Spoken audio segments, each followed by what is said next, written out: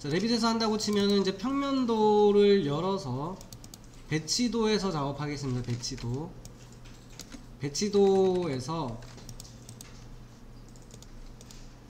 배치도라는 평면도에서 삽입으로 가져오면 되죠. 캐드 가져오기 또는 캐드 링크를 하시면 캐드가 변경되면 업데이트해서 쓰는 것도 가능하겠죠. 근데 일단 저희는 캐드 가져오기로 할게요. 그러면 이제 내가 원하는 파일을 찾아서 하나씩 링크 시키시고 하나씩 작업하시면 돼요. DWG로 바꾸고 대지 블럭이라고 하는 캐드 파일을 현재 뷰에서만 본다를 체크하겠습니다. 왜 그러냐면 저건 2D 파일이잖아요. 3D에서도 보이면 나중에 3D 화면에서 형상을 확인하러 갔을 때 2D가 같이 보이면 되게 이상해요. 불편해요. 헷갈리고. 그래서 이제 2D를 가져올 때는 현재 뷰만을 체크하고 가져오는 게 유리합니다. 그 단위 미터로 되어 있는지 보시고 수동 중심 해서 요 가운데에다가 배치를 좀 해볼게요. 이제 대지선이 노란색이 잘 안 보이는데 이거는 비주얼리티 그래픽 들어가서 비주얼리티 그래픽 가서 가져온 카테고리에 가면 레이어가 있죠.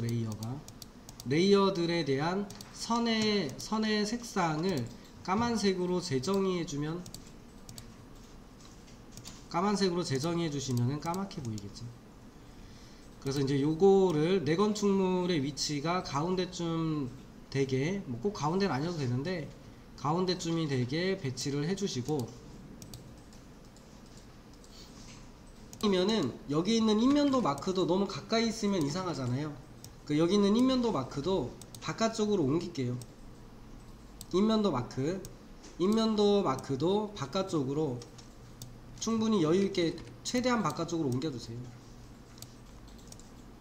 안쪽이 있을 필요가 없어요. 얘네들이 어차피 이게 그 지형을 잘라서 보는 뷰를 만들거나 할 때 쓰는 거라서 여기서는 이렇게 1000분의 1이나 뭐 2000분의 1 이렇게 본다고 생각해보면 바깥쪽에 있는 게 더 맞아요.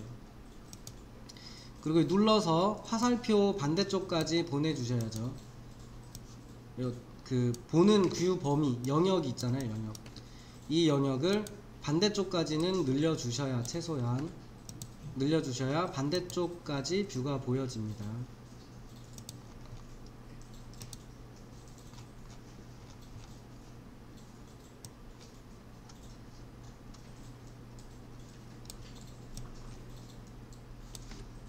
그러니까 여기서 설정하고 하는 거는 언젠가 한번은 하셔야 되는 거라서 지금 한 거고요.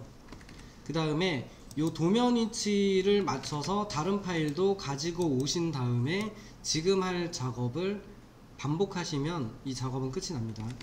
일단은 이거는 배치도상에 0에 아마 배치되어 있을 거예요. 1층 레벨에 있으니까 바닥에 배치가 되어 있을 거고, 여기다가 3D를 만들 때 여러 가지가 있잖아요. 여러 가지가 있는데 바닥으로 만드셔도 돼요.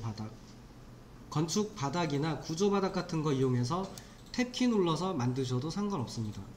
근데 이왕이면 나중에 모델이나 형상을 저희가 편집할 수 있을 가능성이 있다라고 가정해보면 바닥으로 만들어서 두께를 주고 뭐 이렇게 돼지 블럭해서 두께 주는 것도 괜찮은데 일반 모델로 만드는 것도 괜찮은 방법입니다. 이거는 선택이에요. 선택.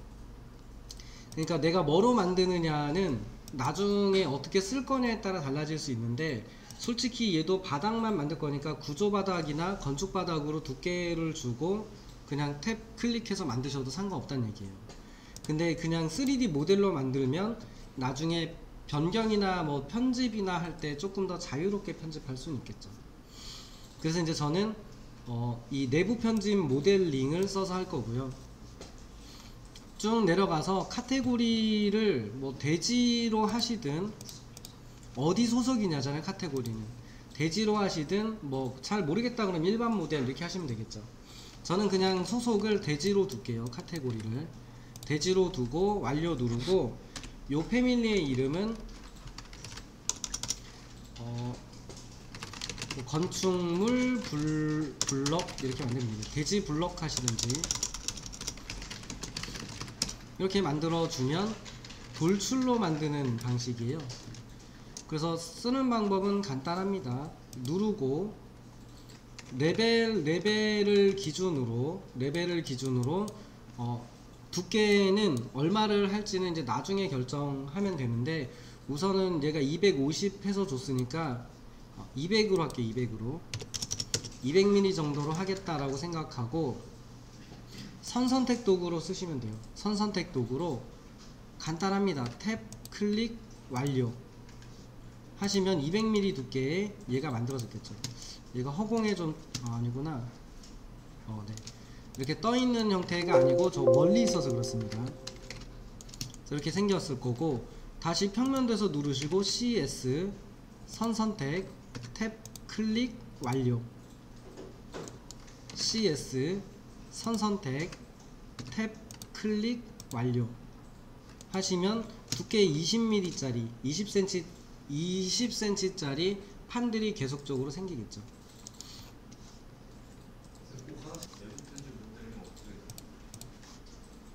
나머지 작업은 쭉 해보세요. 그럼 이제 평면도상에서 음영 처리 모드로 보면서 작업하시면 금방 하시겠죠. CS 편집, 요 내부 편집 모델링에 들어와서 CS 누르고 선 선택하시고 탭 클릭, 값 200 맞는지 보시고 완료. CS 누르고 선 선택. 테이프가 안 되는 건 어디 뚫려 있는 폴리라인으로 거예요? 정확히 안 묶였었거나 어딘가 뭐 좀 연결관계가 잘못됐었거나, 그런 경우는 좀 나중에 하세요. 별도로 나중에. 나머지 쭉 그려보세요. 스케치 선의 축이 선이 축을 약간 벗어났습니다, 부정확해질 수 있습니다 라고 뜨는데, 요거는 무슨 얘기냐면, 저희가 이제 옵션에 이제 기본 설정에다가 뭘 해놨냐면, 저런 파일을 가져다 쓸 때 만약에 이런 경우 있어요. 0.01도, 이게 수직한 선이 아니고 수직에서 0.01도만큼 돌아가 있는 선, 이런 경우, 그거는 수직선인가 아닌가 이런 거예요. 그러니까 그런 거는 자동으로 얘가 수직선으로 바꿔준다는 얘기거든요. 그래서 이제 그런 경우가 있기 때문에 이게 약간 벗어나 있기 때문에 약간 틀릴 수 있어요. 이거 자동으로 고쳤어요, 이런 얘기예요. 그래서 그런 메시지라서 이렇게 뜨는 거는 괜찮을 수 있습니다. 그래서 완료 누르면 완성이 돼요. 근데 가끔 가다 보면은 얘가 형상이 안 닫히는 경우가 있어요. 여기는 문제없이 또 됐고, 보여드리려고 하면 문제가 안 생기는데, 이 메시지는 어쨌든 무시하셔도 됩니다. 자동으로 고쳐준다라는 얘기니까.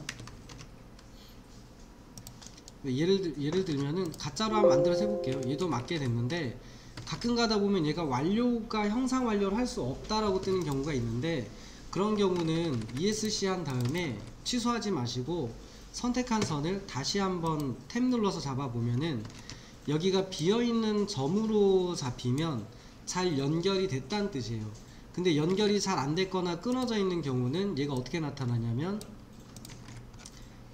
이렇게 나타나요. 까만색 점으로. 여기 부분이 잘못된 거구나 라고 생각하고 오셔가지고 여기 부분을 다시 연결을 해주시든지, 아니면은 지우시고 저쪽 부분만 깨끗하게 엔드포인트에서 엔드포인트로 다시 그리세요. 이렇게. 그러면은 그게 훨씬 더 잘 될 확률이 커요, 가능성이. 그래서 이제 그렇게 해서 수정을 하시고 나서 다시 한번 눌러보면은 까만 점으로 연결된 곳이 없으면 문제 안 생겨요. 문제가 생기는 곳은 까만 점으로 보여주거든요. 그래서 그것만 없으면은 나머지는 뭐 큰 문제 안 될 겁니다. 나머지 부분까지 한번 완성해 보세요. 해보시고 인도도 같은 식으로 하시면 돼요. 인도도 같은 식으로 하시면 됩니다.